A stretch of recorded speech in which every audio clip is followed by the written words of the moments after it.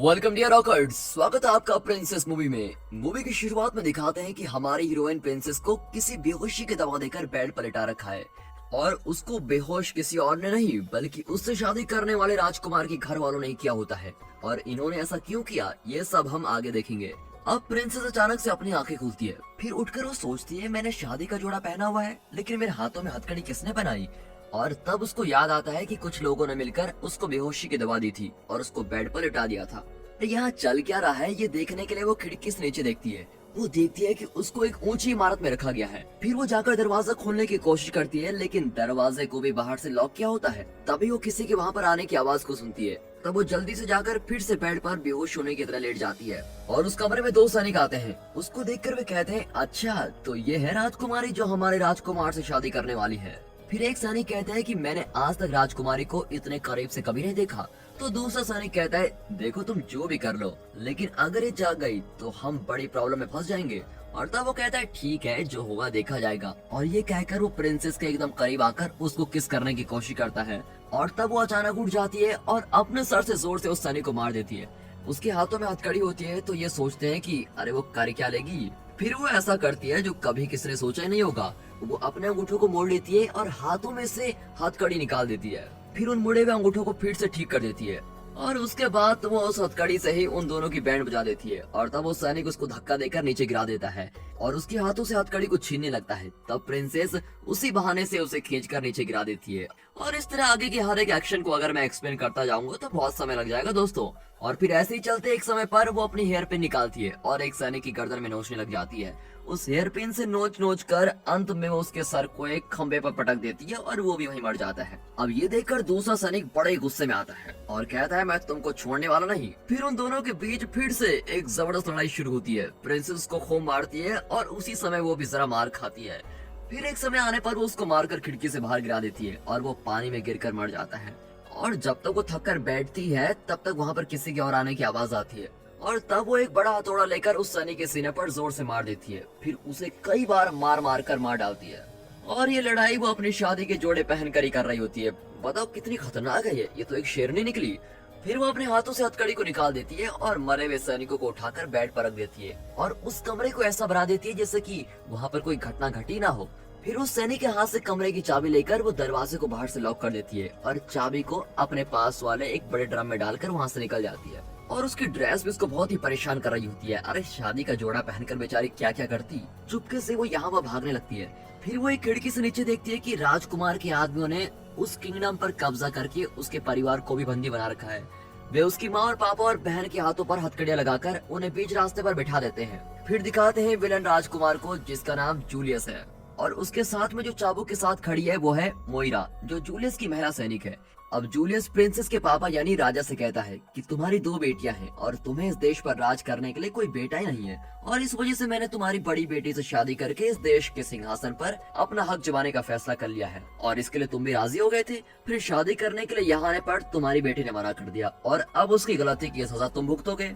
मैं तो यही चाहता था कि आप लोगों के आशीर्वाद से हमारी शादी हो जाए लेकिन तुम्हारी बेटी ने हद कर दी और मना कर दिया तो अब मुझे उससे जबरदस्ती शादी करनी पड़ रही है और तुम सबको जेल में भेजकर सबके हाथों में हथकड़ी लगाकर मैं तुम्हारी बेटी से शादी करते रहूंगा। तुम लोग जो चाहे कर लो। फिर वो आदेश देता है कि सभी को ले जाकर जेल में बंद कर दो। और तब असल में क्या हुआ था इसका फ्लैशबैक दिखाते हैं। प्रिंसेस को इस शादी के लिए किसी तरह से राजी करवाकर उसे दुल्हन बनाकर ले आते हैं। फिर जूलियस कहता है मुझे ये शादी मंजूर है और मैं इस देश का शासन करने के लिए बिल्कुल तैयार हूँ। फिर जब प्रिंसेस से ये सवाल किया जाता है तब वो कहती है मुझे ये शादी नहीं करनी है और वहाँ से चली जाती है।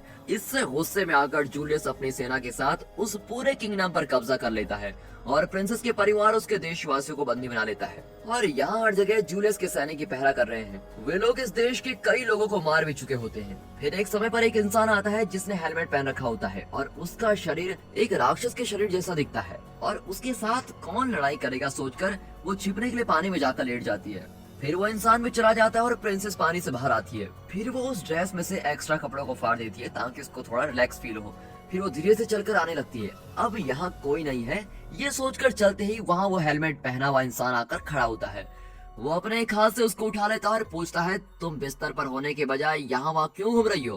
और तब वो जोर से उसके सर पर मारती है और नीचे गिरती है। फिर दोनों के बीच काफी लड़ाई भी होने लगती है। अब ये इंसान एक बड़ी चट्टान की तरह है और उसके सामने प्रिंसेस एक चींटी जैसी, लेकिन वो उसको जबरदस्त टक्कर देती है और उसकी तलवार से बच भी जाती है। और फिर वो इंसान उसकी गर्दन को पकड़कर दीवार के पास ले जाकर मारने की कोशिश करता है। तब प्रिंसेस उसके हेलमेट को पकड़कर खींचते हुए उसको नीचे गिरा देती है और फिर वो दीवार पर चढ़कर सीधे उसके कंधे पर बैठ जाती है और उसके हेलमेट को घुमाती है। अब इससे वो सैनिक देख नहीं पाता और तब उसको यहाँ वहाँ घुमाकर भगाती है। फिर एक समय आने पर वो उसके हेलमेट को निकाल देती है और उसी हेलमेट से उसके पेट पर मार देती है और नोच नोच कर वो वहीं मर जाता है। अब फ्लैशबैक में और एक कहानी दिखाते हैं। बचपन में प्रिंसेस राजकुमारों की तरह हेलमेट पहनकर तलवारबाजी कर रही होती है और उसे ये तलवारबाजी सिखाने वाली कोई और नहीं बल्कि उसकी मेड होती है जो लड़ाई करना जानती है। उसका नाम होता है लिन और वही उसकी गुरु भी होती है। ये बात रानी जानती थी और उस समय रानी दूसरी बार प्रेग्नेंट भी थी और तब रानी ने उसको कहा था कि तुम जो चाहे सीख लो, लेकिन हमारे देश के लड़कों की नजरों से बचकर ये सब सीखना, ठीक है? और इसके बारे में तुम्हारे पापा को भी पता नहीं चलना चाहिए। उसकी माँ उसे सबसे छिपाकर लड़ाई सीखने के लिए सपोर्ट करती है और इसीलिए आज प्रिंसेस इतनी बहादुर बनी है और वीरांगनाओं की तरह लड़ाई कर रही है। अब यहाँ उस सोल्जर की डेड बॉडी को लेकर आते हैं जिसे प्रिंसेस ने खिड़की के बाहर फेंक दिया था और वे जूलियस से कहते हैं कि यह हमारे सैनिक की बॉडी है जो पानी में मिली। तब जूलियस सेनापति से कहता है, हमने तो यहाँ के काफी सैनिकों को मार दिया है और बचे हुए सैनिकों को जेल में डाल दिया है। लगता है कोई छिपकर हमारे लोगों को मार रहा है। जाओ उसको ढूंढो और पकड़ कर लेके आओ। लेकिन वो ये नहीं जानता कि प्रिंसेस ही ये सब कुछ कर रही है और सेनापति भी उसका आदेश मान लेता है। असल में सेनापति और मोइरा की बिल्कुल भी नहीं बनती। अब प्रिंसेस के पास कोई आता है और प्रिंसेस को नॉर्मल लड़की समझकर कोई उसके करीब जाता है और पास आते ही प्रिंसेस उसे रस्सी से बांध देती है और फिर वहाँ रखे हुए धनुष से वो पीछे आने वाले इंसान पर बाण चलाती है। फिर वो उसे पूछती है कि मेरे पापा को कहाँ भेजा गया है, लेकिन उसको कुछ नहीं बताता। फिर वो एक बाण छोड़कर उसको डराती है और फिर पूछती है, तब भी वो कुछ नहीं कहता और फिर आखिर में उसको बाण चलाकर मार ही डालती है। यहाँ सेनापति एक मोटे सैनिक से कहता है, तुम जाकर प्रिंसेस के कमरे में चेक करो कि वहाँ वो सुरक्षित है या नहीं। और अब वो बड़ी मेहनत से ऊपर चढ़ते हुए जाता है। अब क्योंकि प्रिंसेस बचपन से उस महल में पली बड़ी है, इसलिए वो वहाँ के रास्तों को बड़ी अच्छी तरह से जानती है। अब उन सैनिकों को मारने वाले इंसान को खोजने के लिए सभी सैनिक यहाँ वहाँ घूमने लगते हैं और तब प्रिंसेस उनकी नजरों में ना आकर छुपके से किसी खुफिया रास्ते से किसी कमरे में आती है। फिर देखती है कि वो सैनिक उसके कमरे में से कीमती चीजों को चुरा रहे होते हैं और फिर वो उनके बीच में से किसी के देखने से पहले ही जल्दी से भागती हुई जाती है और दूसरे खुफिया रास्ते से निकल जाती है। ये दिखने में तो एक दीवार की तरह होती है, लेकिन असल में वो एक सीक्रेट रास्ता होता है और फिर वो उस रास्ते से बाहर निकलती है और अपने कमरे में आ जाती है और वो अंदर आकर अपने बेड के नीचे रखे हुए अपनी फेवरेट तलवार निकालती है। फिर एक फ्लैशबैक दिखाते हैं जिसमें प्रिंसेस लिन के साथ बढ़िया तरीके से लड़ाई कर रही होती है। और प्रिंसेस के साथ लड़ाई के लिए एक और इंसान आया होता है जिसका नाम काई है और ये लिन का ही गुरु है जिसने लिन को लड़ाई सिखाई होती है। वो यहाँ ये चेक करने के लिए आया होता है कि अब लिन लड़ाई करने के लिए पूरी तरह से तैयार है या नहीं और प्रिंसेस भी दोनों के साथ बढ़िया लड़ाई कर रही होती है और सबसे बड़ी वीरांगना होने का नाम कमा लेती है। इसके तोहफे के तौर पर काई उसको एक तलवार देता है और यही वो तलवार है। यहाँ राजा के कमरे में जूलियस और मोइरा के बीच रोमांस चल रहा होता है। कमरे के बाहर प्रिंसेस अपनी तलवार के साथ जूलियस को खत्म करने के लिए बिल्कुल तैयार रहती है और जूलियस के पास आते ही वो तलवार से उसके पेट पर मारने की कोशिश करती है, लेकिन वो वहीं खड़ा होता है और तलवार उसको नहीं लगती। फिर अगली बार वो उसके सर पर एम करते हुए मारने की कोशिश करती है, लेकिन इस बार भी वो चूक जाती है। और तब एक सैनिक आकर जूलियस से कहता है कि राजा उससे मिलना चाहते हैं। यहाँ ये मोटू सैनिक ऊपर वाले कमरे के पास पहुँच जाता है और दरवाजा खोलने की कोशिश करता है, लेकिन वो तो बाहर से लॉक्ड है। अब इसकी चाबी के लिए कहाँ जाना होगा? देखिए ऊपर तक पहुँचते पहुँचते ये कितना हाफने लगा है। अब ये चाबी कहाँ ढूंढेगा? इसीलिए वो चाबी के छेद से अंदर देखता है। तब वो एक सैनिक को अंदर चेयर पर बैठे हुए देखता है। फिर वो सोचता है हमारी राजकुमारी बेड पर ही लेटी होगी, इसका मतलब वो यहाँ पर सुरक्षित है। फिर यहाँ पर सब कुछ ठीक ठाक है। ये गलत खबर देने के लिए वो नीचे उतर जाता है। अब नीचे पहुँचने के लिए तो इसको काफी समय लग जाएगा। तब तक मैं आपको कुछ और बताता हूँ। यहाँ प्रिंसेस किसी तरह से उस सीक्रेट रास्ते से बाहर आ जाती है। तब वहाँ वो एक पुतले को देखती है और उसके नीचे से रेंगते हुए आती है, लेकिन फिर उसको पता चलता है कि वो पुतला नहीं बल्कि एक जिंदा सैनिक है जो रात में पहरा करता है। मैं फिर से फंस गई, ये सोचकर वो उसके साथ भी लड़ाई करनी शुरू कर देती है और वो सैनिक भी उस पर जरा भी तरस नहीं खाता और तलवार से उसको मारने की कोशिश करता है। यहाँ राजा ने जूलियस को बुलाया होता है ये कहने के लिए कि हमें इस मामले में युद्ध नहीं करना चाहिए, बल्कि हम आपस में बातचीत करके इस प्रॉब्लम को सुलझा सकते हैं। तब जूलियस कहता है कि अब बात करने के लिए रखा ही क्या है, अगर तुम्हारी बेटी शादी के लिए मान जाती है तो तुम्हें ये सब झेलना नहीं पड़ता। अब तुम्हारी बेटी की गलती की सजा भुगत लो। और ये कहकर वो अपने सैनिक से राजा को जेल में ले जाने के लिए कहता है और फिर वो महल के अंदर चला जाता है। यहाँ प्रिंसेस उस कवच पहने वाले सैनिकों को कैसे मारा जाए ये सोचते हुए काफी कोशिश करती है और उसके कवच में दिखने वाले गैप में अपनी तलवार घुसा देती है। फिर पास में रखे हुए तेल के बर्तन को लेकर वो उस कवच पर फेंकती है और फिर उस पर एक मोमबत्ती फेंक देती है। इससे वो सैनिक जलने लगता है और बचाओ बचाओ कहकर चिल्लाने लगता है। और उसी समय ये मोटो साहब नीचे पहुंच ही जाते हैं और खबर देते हैं कि ऊपर राजकुमारी तो सो रही है और दरवाजा भी लॉक्ड है, वहाँ सब कुछ ठीक ठाक है। और उसी समय वो सैनिक अपने कवच के साथ जलकर जमीन पर गिरी जाता है और ये देखकर जूलियस का गुस्सा तो बिल्कुल सातवें आसमान में पहुंच जाता है। फिर वो सेनापति से कहता है कि यहाँ कब से कोई बहुत ही बड़ी शैतानी कर रहा है, तुम उसको ढूंढकर यहाँ लाओ और मैं उसको बड़ी सजा देने वाला हूँ। और तब सेनापति चिल्लाकर सैनिकों को आदेश देता है कि सभी लोग जाकर तुरंत उस इंसान को ढूंढ लो। अब सेनापति की तो मोरे के साथ बनती नहीं, फिर भी वो उसको कुछ गलती से कह देता है और बदले में मोइरा चाबुक से उसका गला घोंटकर वही मार डालती है। फिर वो कहती है कि अब से मैं ही आप लोगों की सेनापति हूँ, हमारे साथ ऐसी शैतानी कौन कर रहा है इसका पता लगाकर तुरंत उसकी खबर लाओ। और ये सुनते ही सभी सैनिक वहाँ से भाग निकलते हैं। अब सारे सैनिक उस इंसान को ढूंढने जाते हैं और उनमें से कोई प्रिंसेस को देख लेता है और फिर प्रिंसेस भी उनके साथ लड़ाई करके एक सैनिक को मार गिराती है। पहले तो वो उसको छोटी लड़की समझकर मजे से लड़ाई करना शुरू करते हैं, लेकिन वे जब उसको देखते हैं कि ये तो सैनिकों को खतरनाक तरीके से मार रही है तब वो सीरियस होकर लड़ने लगते हैं। अब ऊपर की मंजिल से लड़ाई करते करते वो नीचे आने लगती है और वो 4-5 सैनिकों को तो खत्म कर चुकी है, लेकिन अब उससे लड़ने के लिए और भी सैनिक आते रहते हैं। और तब वो बड़ी चालाकी से अपने गले में पहने हुए हार को तोड़कर उसके मोतियों को सीढ़ियों पर गिरा देती है और उसकी तरफ आने वाले सैनिक उन मोतियों में फिसलकर नीचे गिर रहे होते हैं। फिर वो वहाँ से भागकर आगे बढ़ती है और तब कुछ सैनिक रस्सी को पकड़कर उसकी तरफ आने लगते हैं और उन सैनिकों की मौत भी उस रस्सी से ही हो जाती है, क्योंकि उस रस्सी को वो बाहर डाल देती है। और फिर बाकी सैनिकों के साथ भी वो ऐसी लड़ती है जैसे लड़ाई करना उसके बाएं हाथ का खेलो। ये तो सच में एक छोटा पैकेट और बड़ा धमाका निकला। फिर एक इंसान एक बड़े हथौड़े से उसको मारने लगता है और उसके साथ और 2 लोग आते हैं, लेकिन ये उनको टक्कर देते हुए उन्हें तलवार से मार गिराती है। फिर वो उस हथौड़े वाले सैनिक के पेट में तलवार घुसा देती है, लेकिन वो भी बिना हार माने उसका गला घोंटते रहता है। तब वो उसकी तलवार को उस सैनिक की गर्दन में घुसाती है जिससे उसका सर बाहर निकलता है। फिर अब और सैनिक उसके पास आते हैं और तब वो एक और तलवार लेकर दोनों तलवारों के साथ उनसे लड़ने लगती है, इसलिए अब सैनिक उसके पास आने से भी डरने लगते हैं। फिर 1 या 2 लोग ही उससे आकर लड़ते हैं और वे उन्हें तलवार से मार गिराती है, लेकिन अचानक से एक सैनिक उसके पेट को चीर देता है, लेकिन वो दर्द में भी लड़ती रहती है और अब धीरे धीरे वो थकने लग जाती है क्योंकि अब तक वो काफी लोगों को मार चुकी है। और तभी वो एक सैनिक को पकड़कर उस ऊंचाई से जमीन पर छलांग लगाती है और नीचे गिरने से वो सैनिक तो मर जाता है, लेकिन प्रिंसेस सुरक्षित रहती है। फिर ऊपर से दूसरा सैनिक भी जमीन पर कूदता है, लेकिन नीचे गिरते ही उसका हाथ फ्रैक्चर हो जाता है और प्रिंसेस को देखकर बड़ी अच्छी से हंसने लगती है और सोचती है क्या इसका दिमाग खराब है। फिर वो तलवार लेकर फिर कुछ सैनिकों को मार गिराती है और उसी समय वो मोटू सैनिक उसके सामने आता है। वो हाफते हुए झुककर चल रहा होता है और अपना सर नीचे रखने से सामने से आने वाली प्रिंसेस को देख नहीं पाता। फिर वहाँ सैनिकों का आना कम नहीं होता और तब वो खिड़की से बाहर किसी कपड़े को लटकते हुए देखती है और वो तुरंत जाकर उस कपड़े को पकड़कर खिड़की से बाहर छिपकर बैठी रहती है। फिर उसी कपड़े को पकड़कर उस दीवार पर से चलते हुए वो दूसरे कमरे के अंदर कूद जाती है और उसके पेट पर जख्म होने से बहुत ही खून बह रहा होता है, इसलिए वो एक कपड़े से पेट को कसकर बांध देती है और हाथ पर भी एक कपड़ा लपेट लेती है। फिर वो कुछ याद करती है और फ्लैशबैक में दिखाते हैं कि उसके माँ और पापा उसे काफी बार समझा रहे होते हैं। राजा उसे कहता है कि तुम्हें इस शादी के लिए राजी हो जाना चाहिए, मेरा बेटा नहीं है और मेरे बाद इस देश को चलाने के लिए एक पुरुष की जरूरत है, इसलिए तुमसे शादी करने वाला ही इस देश को चला सकता है और हमारी किस्मत में यही लिखा है, इसलिए तुम इस शादी के लिए मान जाओ, क्योंकि बिना राजा वाले देश को कोई नहीं छोड़ेगा और कोई कभी भी इस पर कब्जा कर लेगा, इसलिए तुम शादी के लिए तैयार हो जाओ। और इस तरह उसको धमका कर कहता है और ये भी कहता है कि एक महिला देश को नहीं चला सकती और तुमसे ये सब नहीं होगा। अब ये सभी बातें याद करके वो बड़ी उदास होती है। उसी समय आकर कोई उस पर झपटता है और वो जूलियस का कोई सैनिक है सोचकर प्रिंसेस उसे मारने लगती है। फिर देखती है कि वो उसकी गुरु लिन है। वो उसे पूछती है तुम्हें क्या हुआ है और प्रिंसेस कहती है मैं लड़ाई करके जूलियस के सैनिकों को मार गिरा रही हूँ। और फिर लिन उसको लेकर सीक्रेट कमरे में जाती है और दोनों वहीं छिपकर बैठते हैं। तब प्रिंसेस उससे पूछती है कि हुआ क्या था और लिन उसको कहती है कि जब तुम शादी के लिए मना करके वहाँ से चली गई थी तब जूलियस और उसके साथी भी कुछ बोले बिना वहाँ से चले गए, लेकिन फिर वो एक दिन अपनी बड़ी सेना लेकर यहाँ वापस आए और बिना किसी को खबर किए इस देश को अटैक करने लग गए और उन्होंने रातों रात इस देश पर कब्जा कर लिया है और इन सभी बातों को समझाती है। फिर वे वहाँ से किसी सेफ जगह पर जाने के लिए निकलते हैं और तब वहाँ किचन में जूलियस के सैनिक किसी लड़की के साथ बदतमीजी करने की कोशिश करते हैं। तब दोनों अपनी तलवारों से उन सारे सैनिकों को मार गिराकर उस लड़की को बचा लेते हैं।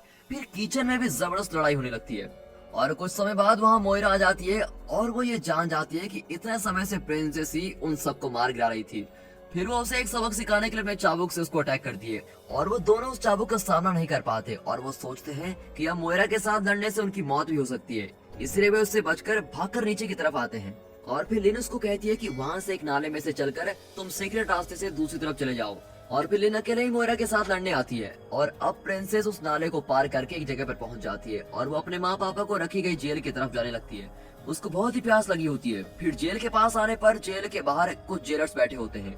वो उनके पास रखे हुए बियर के ग्लास को लेकर तेजी से पीने लगती है और उन जेलर्स को कुछ समझ ही नहीं आता कि ये चल क्या रहा है और वो पूरे ग्लास को खत्म करके जोर से डकार भी मार देती है और ये देखकर वे लोग हंसने लगते हैं। फिर वो एक तूफान की तरह उन सभी से लड़ने लगती है और उन सभी को मार भी देती है। अब राजा बड़े ही चौंकड़ देखते रह जाता है और सोचता है कि क्या ये मेरी बेटी है ना।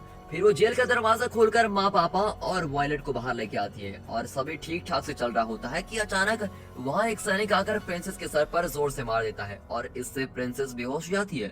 फिर जब वो आंखें खोलकर देखती है तो उसके हाथों में हथकड़ी होती है और उसको महल के सामने घुटनों के बल बैठा दिया गया होता है।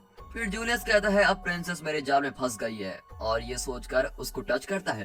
तभी प्रिंसेस झट से उसकी उंगली को ही काट देती है और अब जूलियस सोचता है कि ये तो सच में एक राक्षसी है और अगर मैं इससे शादी कर लेता तो मेरा तो जीना हराम ही हो जाता। तब प्रिंसेस उसे कहती है कि तुम सही सोच रहे हो, क्योंकि शादी करने के बाद मैं तुम्हें किसी दिन जान से मारने के लिए तुम्हारे खाने में जहर मिला सकती हूँ या फिर तुम्हारे सोने के समय पर तलवार से तुम्हारा सर भी काट सकती हूँ या फिर एक बड़े पत्थर को भी तुम्हारे सर पर पटक कर मार सकती हूँ। और इस तरह वो उससे जबरदस्ती शादी करने पर कौन कौन से तरीकों से उसको जान से मार सकती है ये सभी बता रही होती है। और तब जूलियस फैसला करता है कि वो प्रिंसेस से शादी कभी नहीं करेगा, लेकिन वो उनको छोड़ता नहीं बल्कि अब वो ये फैसला लेता है कि वो उसकी छोटी बहन वायलेट के साथ शादी करेगा। अब वायलेट तो एक छोटी बच्ची है और ये शैतान उससे शादी करने की बात करता है। फिर प्रिंसेस का विरोध करते हुए उसके साथ लड़ाई करना शुरू कर देती है और लड़ाई होते समय लिन आकर छुपके से वायलेट को उठाकर एक सीक्रेट रास्ते से किसी और जगह लेके जाती है और वायलेट को बचाने के लिए ही प्रिंसेस उसके साथ लड़ने लगती है। तब एक सैनिक प्रिंसेस को उठाकर तेजी से खिड़की के बाहर फेंक देता है और उसके हाथ और पैर बंधे हुए होते हैं और वो सीधे पानी के अंदर जाने लगती है। फिर उसे सभी बातें याद आती है और वो झट से आंखें खोलती है। फिर वो पीछे बंधे हुए हाथों को आगे लेकर आती है और पानी के अंदर गिरे हुए शीशे के टुकड़ों का यूज करके वो रस्सी को खोल देती है और सांस फूलने से पहले ही जल्दी बाहर आ जाती है। यहाँ जूलियस और वायलेट की शादी की तैयारियां चल रही हैं और लिन ने प्रिंसेस से एक सीक्रेट जगह पर मिलने को कहा होता है और अब प्रिंसेस उस जगह पर ही जा रही होती है। तब रास्ते में फिर से एक राक्षसी सैनिक खड़ा होता है और अब फिर इस इंसान के साथ लड़ाई करनी होगी। ये सोचते ही वायलेट उसके पास वाले बड़े पुतले को उस सैनिक के ऊपर गिरा देती है और वहीं मर जाता है। और वायलेट को देखकर प्रिंसेस बहुत ही खुश हो जाती है और अब आगे क्या करना है इसकी प्लानिंग वो लोग करते हैं।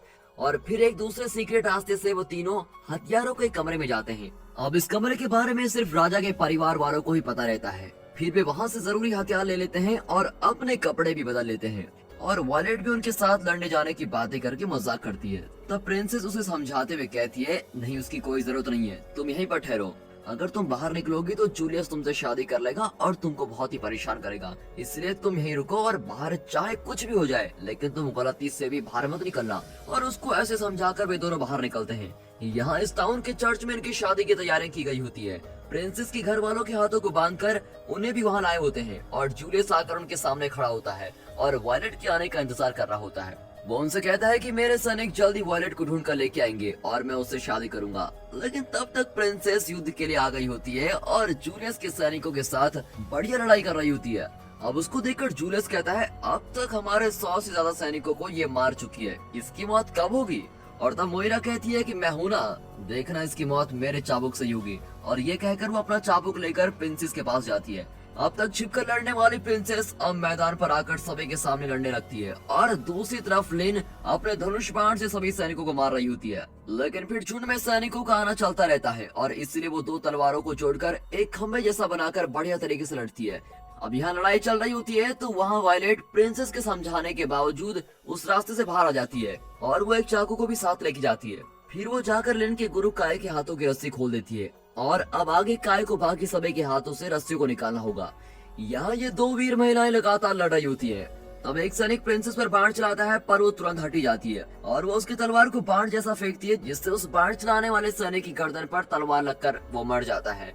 अब वहाँ के सारे सैनिकों को मार चुके होते हैं और अब वे चर्च के बाहर आ चुके हैं। फिर लिन चर्च में खड़े सैनिकों के साथ तलवार से लड़ने लगती है और तब मोइरा अपने चाबुक के साथ प्रिंसेस को मारने के लिए बाहर आती है। और शादी के लिए तैयार रहने वाला जूलियस पीछे मुड़कर देखता है कि वहाँ चल क्या रहा है। तब वो देखता है कि सारे लोगों के हाथों से रस्सी खोल दी गई है और ये काम वायलेट ने किया है। ये देखकर वो गुस्से में आकर वायलेट को पकड़ लेता है और उससे शादी करने के लिए वहाँ खड़ा हो जाता है। अब प्रिंसेस के घर वाले और उनके सभी सैनिक उठकर लड़ाई करने के लिए निकलते हैं और अब एक तरफ प्रिंसेस मोयरा से लड़ती है और दूसरी तरफ उसके घर वाले उन सैनिकों से हथियारों को छीनकर उनके साथ युद्ध करके प्रिंसेस का साथ देते हैं। प्रिंसेस को मोयरा के चाबुक की टक्कर देने मुश्किल हो जाती है। यहाँ राजा दौड़ते हुए जूलियस के पास जाकर उसकी तलवार छीनने की कोशिश करता है, लेकिन वो उसे उस तलवार से उसके पेट पर मार देता है और ये देखकर लिन बहुत ही गुस्से में आती है और वो जूलियस के साथ लड़ने लगती है। अब यहाँ प्रिंसेस सोचती है कि अगर इससे इसके चाबुक को छीन लूं तो मुझे इससे टक्कर देना आसान हो जाएगा, क्योंकि इसके लिए चाबुक ही सब कुछ है। फिर वो उस चाबुक को पकड़कर उससे एक रस्सी की तरह इस्तेमाल करके लड़ने लगती है और फिर एक समय आने पर वो उस चाबुक को मोयरा की गर्दन पर लपेटकर उसको फांसी लगाकर मार डालती है। इस चाबुक से मोयरा ने काफी लोगों को मारा होता है और अब खुद की मौत भी उसकी इस चाबुक से हो जाती है। अब लिन के साथ लड़ने के लिए और भी कई सैनिक आते हैं और उनसे लड़ते समय जूलियस पीछे से आकर उसके पेट पर तलवार मार देता है और ये देखकर प्रिंसेस बहुत ही गुस्से में उसके साथ लड़ाई करने लगती है। अब प्रॉब्लम ये होती है कि 100 से ज्यादा सैनिकों से लड़कर उन्हें मारने से प्रिंसेस बहुत ही थक चुकी है और अब दूसरी प्रॉब्लम यह है कि उसके शरीर में काफी जगह पर चोट भी आ गई होती है। लेकिन इन सब के बावजूद भी वो जूलियस का मुकाबला करने के लिए तैयार रहती है और उससे लड़ते समय जूलियस एक छोटे चाकू को उसके पैर में घुसा देता है। तुम एक लड़की हो और तुम रसोई घर में खाना पकाने के बजाय इस तरह तलवार लेकर घूम रही हो, तो तुम्हें अब मैं सबक सिखा कर ही रहूंगा। और ये कहकर वो उसको मारने जाता है। फिर वो उसकी गर्दन पकड़कर उसको बाहर लेके जाता है। तभी वो देखता है कि उसके सभी सैनिक वहाँ पर नहीं है, बल्कि वहाँ सिर्फ प्रिंसेस के घर वाले और उनके सैनिक ही मौजूद रहते हैं। और अब इसीलिए वो प्रिंसेस को मारे बगैर उसकी गर्दन पर तलवार रखकर उन लोगों से कहता है कि तुम्हारा ये देश आगे चलकर एक राजा के बिना रहेगा और इसका फायदा उठाकर कोई भी इस देश पर अपना कब्जा कर सकता है और तुम लोगों को अक्सर मौत का सामना करना पड़ेगा। इसलिए तुम लोग अगर मेरे जैसे एक बलशाली वीर को अपना लो तो तुम सभी लोग यहाँ पर सुरक्षित रह सकते हो। इससे तुमको कोई भी परेशानी नहीं होगी। तो क्या कहते हो सब? क्या तुम लोग मुझे अपना राजा बनाने के लिए तैयार हैं? अब इस तरह बातें करते समय बीच में जब उसका ध्यान हटता है तभी प्रिंसेस उसकी तलवार छीन लेती है और बड़े फोर्स के साथ उसकी गर्दन को काट देती है और एक ही शॉट में उसका सर बिल्कुल लग। अब ये सीन को देखकर सभी लोग तय करते हैं कि प्रिंसेस को ही इस देश की रानी बना दिया जाएगा और इस देश पर एक पुरुष से ज्यादा बेहतर तरीके से वो राज कर सकती है। अब बेटियों को कमजोर समझने वाला राजा खुद आगे आकर पूरे अधिकार के साथ ये ऐलान करता है कि प्रिंसेस ही इस देश पर राज करने वाली है। अब ये देखकर वहाँ के सभी लोग बड़े खुश होते हैं और ये सोचकर कि देश पर राज करने के लिए एक बेहतरीन और बढ़िया शख्स मिल गया है। और उसी समय ये मोटो साहब धीरे धीरे नीचे उतरकर वहाँ जाते हैं, यानी इतनी देर से वो ऊपर से नीचे ही आ रहा था, बताओ। और वहाँ आते ही सामने खड़ी प्रिंसेस को देखकर वो चिल्लाकर कहता है, राजकुमारी मिल गई, अब इसे क्या कहा जाए। फिर इसी के साथ ये मूवी यहाँ पर खत्म होती है। दोस्तों, अगर आपको ये मूवी इंटरेस्टिंग लगी हो और अच्छी लगी हो तो वीडियो को एक लाइक और चैनल को